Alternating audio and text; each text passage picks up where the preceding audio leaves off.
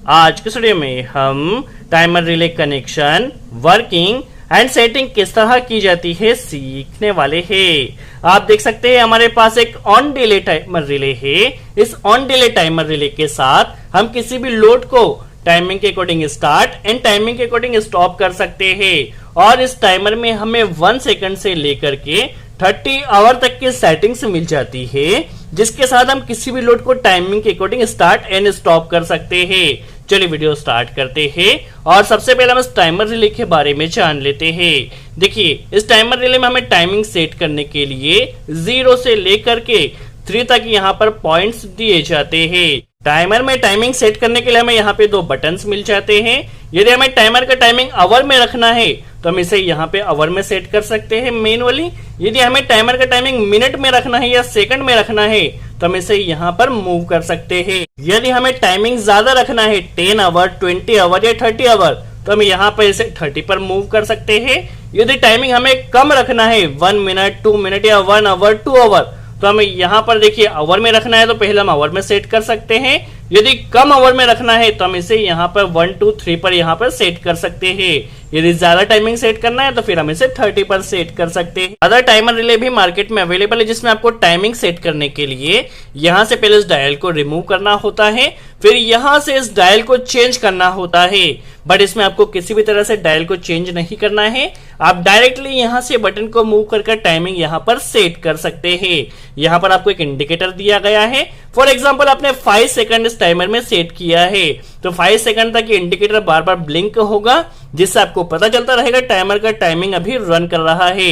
चलिए सबसे पहले हम टाइमर में कनेक्शन समझ लेते हैं। कनेक्शन के लिए देखिए, इसमें आपको 8 पिन बेस दिया गया है। जिस तरह आप 8 पिन ग्लास रिले का कनेक्शन करते हैं उसी तरह से इसमें आपको कनेक्शन करना होगा। चलिए सबसे पहले हम इस ग्लास रिले के टर्मिनल समझ लेते हैं, फिर किस तरह से टाइमर में हमें कनेक्शन करना होगा हम प्रैक्टिकली समझने वाले हैं। कनेक्शन के लिए देखिए, हमें यहाँ पर 8 पिन ग्लास रिले के साथ जो बेस आता है उसी बेस में कनेक्शन करना होता है। सबसे पहले बेस में हम टर्मिनल समझ लेते हैं किस तरह से कनेक्शन किया जाएगा। तो यहाँ पर आप देख सकते हैं 1, 2, 7, 8 और यहाँ पर 3, 4, 5 एंड 6 इस तरह से नंबर्स दिए गए हैं। इन नंबर्स का मतलब क्या होता है पहले हम समझ लेते हैं। तो देखिए, इस ग्लास रिले को या इस टाइमर को ऑपरेट होने के लिए इसमें हमें 220 वोल्ट सप्लाई फेज और न्यूट्रल 2 एंड 7 नंबर पॉइंट में कनेक्ट करना होता है, जो कि इसकी कॉइल होती है। देखिए 2 एंड 7 में हमें सबसे पहले 220 वोल्ट एसी सप्लाई को कनेक्ट कर देना है। यहाँ पे जो 1 नंबर पॉइंट है ये इसका कॉमन पॉइंट है। देखिए नॉर्मल कंडीशन में क्या होगा, 1 एंड 4 जो होता है वह एनसी होता है एंड 1 एंड 3 जो होता है वह एनओ होता है। दैट मीन्स जो 1 की सप्लाई है वह कंटिन्यू 4 से निकलती रहती है। फॉर एग्जाम्पल आपने इस टाइमर में 10 सेकंड अभी टाइमिंग सेट किया है तो 10 सेकंड तक क्या होगा, 1 की सप्लाई है वो 4 नंबर पॉइंट से एनसी से कंटिन्यू निकलती रहेगी। जैसे ही आपके 10 सेकंड कंप्लीट हो जाते हैं तो आपका जो टाइमर है वह ऑपरेट होगा और एनसी एनओ हो जाएगा और एनओ एनसी हो जाएगा। उस कंडीशन में ये सप्लाई आपकी यहां से कट हो जाएगी और 1 की सप्लाई आपकी 3 से निकलेगी। और यही तरह से यदि हम इसमें समझे तो 8 भी एक कॉमन पॉइंट है। 8 के साथ जो 5 है वह एनसी पॉइंट है और 8 के साथ जो 6 है वह एनओ पॉइंट है। जब टाइमर में आप सप्लाई देते हो 10 सेकंड आपने सेट किया है तो 10 सेकंड तक जो 8 की सप्लाई वो 5 से निकलेगी और जैसे ही 10 सेकंड कंप्लीट होते हैं आपका टाइमर ऑपरेट होगा और ऑपरेट होने से जो 8 की सप्लाई वो 6 से यहाँ से निकलने वाली। चलिए यहाँ पर भी हम देख लेते हैं। देखिए इस तरह से इसमें आपको ड्राइंग मिल जाती है। 2 एंड 7 इसकी कॉइल होती है, 1 एंड 8 इसमें 2 कॉमन पॉइंट होते हैं। 8 के साथ 5 यहाँ पर एनसी होता है और 8 के साथ 6 एनओ होता है। 1 के साथ यहाँ पे देख सकते हैं 4 एनसी होता है एंड 1 के साथ 3 आपको यहाँ पर एनओ मिल जाता है। तो जिस तरह से हम ग्लास रिले में कनेक्शन करते हैं उसी तरह से टाइमर में सेट कनेक्शन करना है। डिफरेंस यह होता है, जब इस रिले की कॉइल में सप्लाई जाती है तो हमारा रिले ऑपरेट हो जाता है, बट इस टाइमर में ऐसा नहीं है। जब इस टाइमर की कॉइल में सप्लाई जाती है तो जितना टाइम हमने इस टाइमर में सेट किया है उतने टाइम के बाद हमारा यह टाइमर ऑपरेट होगा। तो हमारा जो टाइमर वो टाइमिंग सेटिंग होने के बाद ऑपरेट होगा और रिले डायरेक्टली ऑपरेट हो जाता है। चलिए अब किस तरह से कनेक्शन किया जाएगा, किस तरह लोड को टाइमर के अकॉर्डिंग कंट्रोल किया जाएगा, हम प्रैक्टिकली समझ लेते हैं। आज के स्टडी में फॉर एग्जांपल हमारे पास कोई एक मोटर स्टार्टर है और एक हमारे पास कोई बल्ब है, या आप इसे इंडिकेटर भी समझ सकते हैं या कोई बजर भी समझ सकते हैं। देखिए फॉर एग्जांपल हमने इस टाइमर में जो भी टाइमिंग सेट किया है उतने टाइम तक जैसे ही हमारा टाइमर ऑपरेट होता है, फॉर हमने इसमें 10 मिनट या फिर 30 मिनट जो भी टाइमिंग सेट किया है उतने टाइम तक हमारे इस स्टार्टर ने या इस कॉन्टेक्टर ने ऑपरेट होना चाहिए। जैसे ही टाइमिंग कंप्लीट हो जाता है, उसके टाइमिंग कंप्लीट होते ही हमारे ये इंडिकेटर ने ग्लो करना चाहिए या फिर इस लाइट ने ऑन होना चाहिए। चलिए सबसे पहले हम इस टाइमर को ऑपरेट होने के लिए इसमें 2 और 7 में 220 वोल्ट एसी सप्लाई कनेक्ट कर देते हैं। चलिए सबसे पहले हम न्यूट्रल का कनेक्शन कर लेते हैं। आप देख सकते हैं यहाँ से हमने न्यूट्रल वायर लिया है, इसे हमें रिले बेस में 7 नंबर पॉइंट में यहाँ पे कॉइल में कनेक्ट किया है।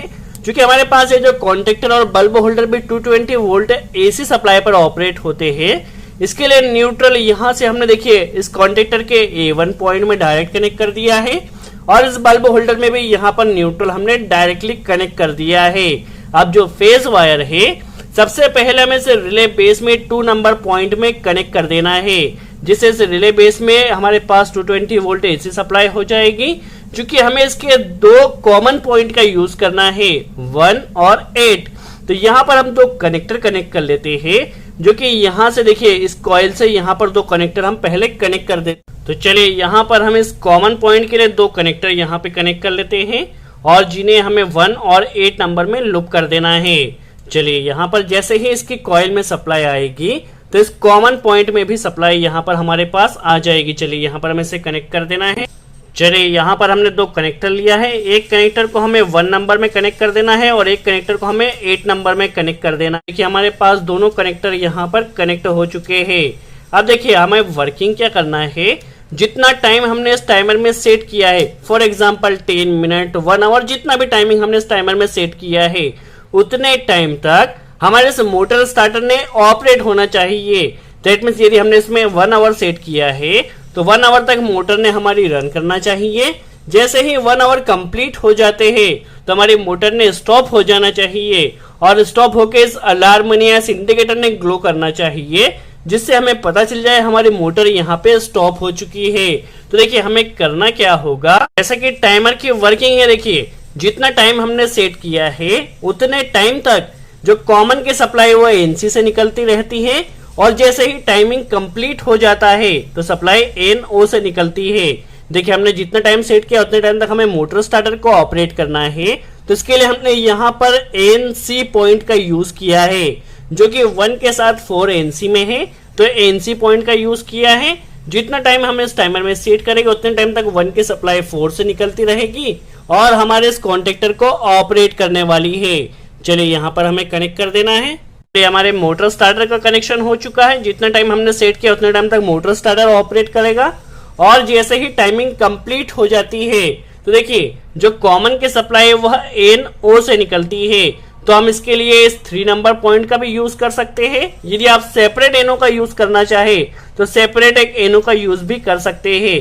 क्योंकि हमारे पास 2 कॉमन पॉइंट है तो इसके लिए हम ये क्या कर रहे हैं, जो 6 नंबर पॉइंट है इस पॉइंट का यूज कर रहे हैं। जैसे ही टाइमिंग कंप्लीट होती है तो जो कॉमन की सप्लाई है वो एनओ से निकलेगी और हमारे इस बल्ब होल्डर को ग्लो करेगी।